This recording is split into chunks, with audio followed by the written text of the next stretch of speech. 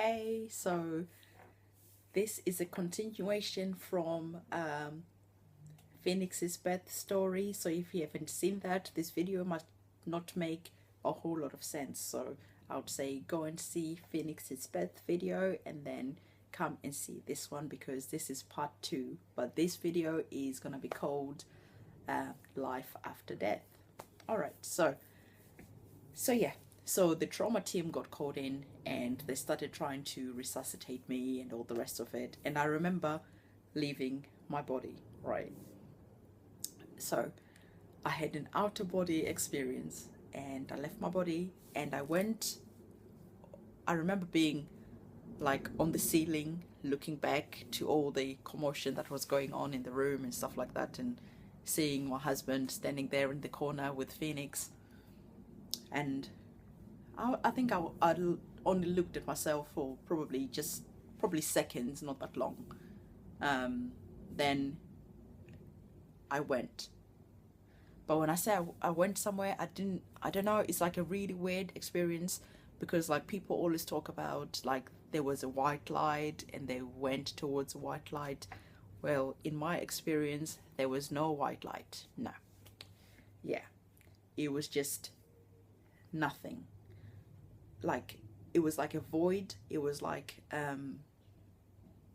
nothingness, but at the same time it was peaceful and just peaceful and just nothingness. It was really actually quite strange. But then I remember like whilst I'm in at this place, there was no light. It was just like dark, pitch black. There was nothing. There was no sensation as such. There was no feeling of anything. There was no sound. It was weightlessness. It was like, but not floating. Weightlessness. I don't know. There's a difference. So then I remember like getting an option, but I don't know where the option came from. And the option was like, basically, if you want to die now, you have the option of not going back. And at that point I was like, yeah, I don't want to go back. I want to die. And soon after that option, the next, I don't know what you call it, it wasn't a thought, but the next thought, I don't think I was thinking, but the next we'll call it an option. The next option for me was like, okay, that's fine, you can die. It's your choice. However, if you do die, you haven't really completed your time on earth. Like there's unfinished business basically, and I don't know if I haven't done what I'm meant to do, whatever it is, but it was just like, if you die now, you are gonna have to get born again and come back and redo this life again. And at that point I remember thinking, nah, I don't really feel like I want to be born to some weird family probably, and going through that whole childhood, that whole teenage years, all those early 20s when you're a bit confused about who you are, all the heartbreak and all that stuff that come with experiences of being a human. I'm just so through it, you know. No.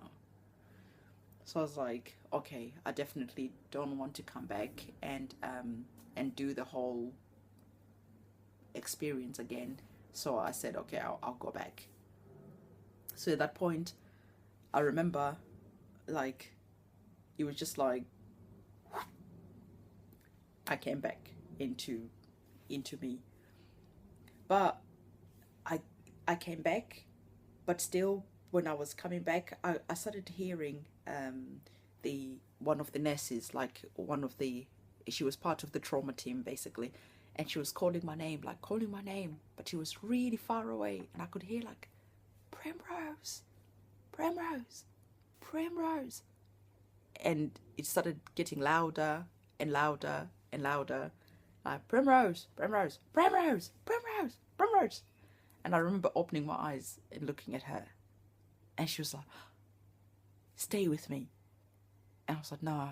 And I closed my eyes, and she like literally slapped my face. Stay with me. Open your eyes. Open your eyes.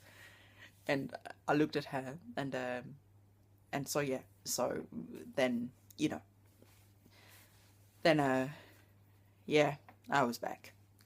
So it wasn't really that bad, but yeah. Um, so yeah. So after that, they like explain that you hemorrhage, you've lost a lot of blood.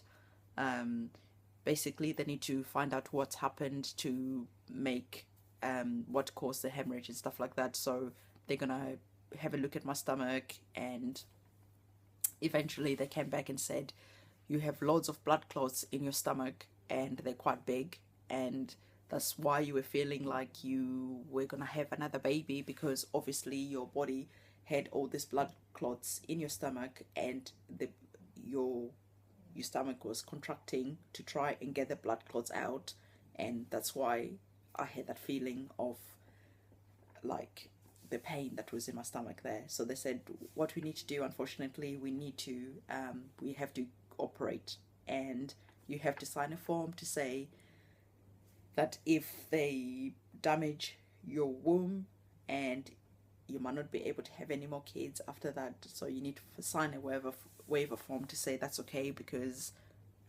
there was quite a lot of blood clots, and it's quite common that the stomach could get damaged in the process. So I was like, you know what, yeah. So I signed the form, and then when we got there, they explained that, look, because you lost consciousness, and you have, your body's just been like through a lot of trauma and stuff like that, but mainly because you lost consciousness and we lost you for a while.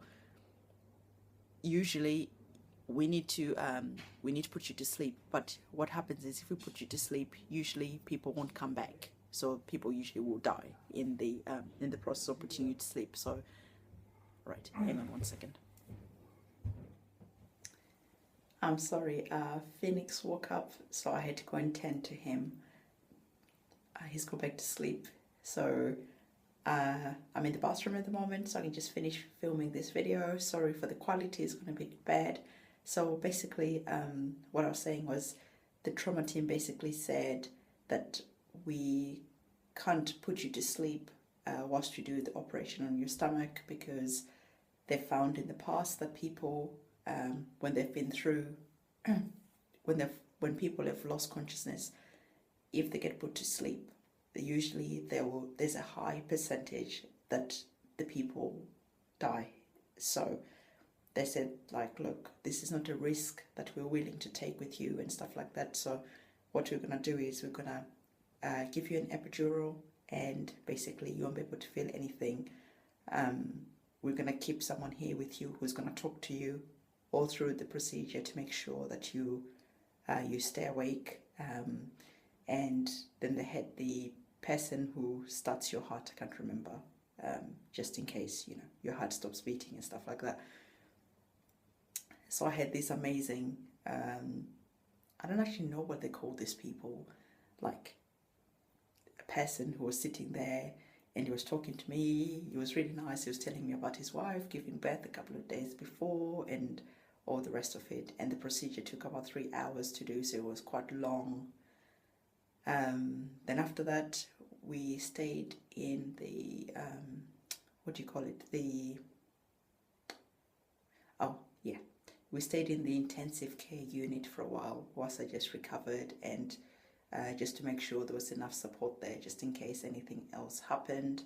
All in all, we stayed in hospital for 4 days. So we stayed in hospital for 4 days, and it was horrible. I really wanted to go home. And since then, yep, everything has been fine.